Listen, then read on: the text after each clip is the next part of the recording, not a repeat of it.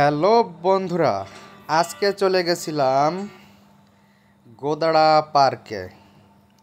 এটা ফকিরহাট থেকে বিশ্ব রোড ধরে ফলতিতে বাজার হয়ে যেতে হয়। তো আপনারা দেখছেন আমরা এখন ফলতিতে বাজার হয়ে যাচ্ছি। ফলতিতে বাজার কিন্তু ফকিরহাটের অনেক বড় একটি মৎস্য আড়ত। এখানে কিন্তু সকল ধরনের মাছ বেচাকেনা হয়ে থাকে। তো আপনাদেরকে অন্য আরেকদিন সকাল টাইমে যখন এখানে মাছ ওঠে তার আরেকটি নতুন ব্লগ দেখাবো।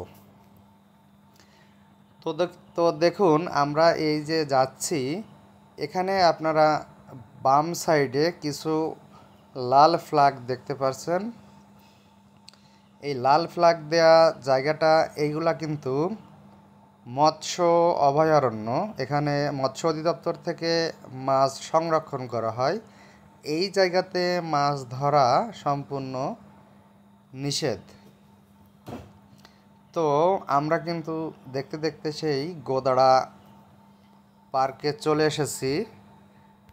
তো বন্ধুরা, আপনারা কে কোথা থেকে কোন জেলা থেকে আমার ভিডিওটি দেখছেন প্লিজ সবাই কমেন্টে জানিয়ে যাবেন, এবং আমার চ্যানেলটি নতুন হওয়ার কারণে সবাই সাবস্ক্রাইব করে সাথেই থাকবেন।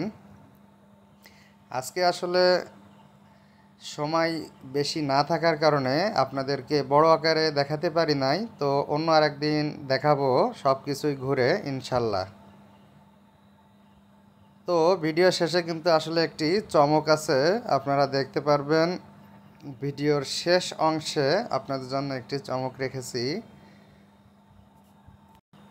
তো ভিডিওতে এখন যে আপনারা ব্রিজের যে গেটটি দেখতে পাচ্ছেন, এই গেটটিকে কার এলাকায় কি নামে বলা হয় কমেন্টে জানাবেন।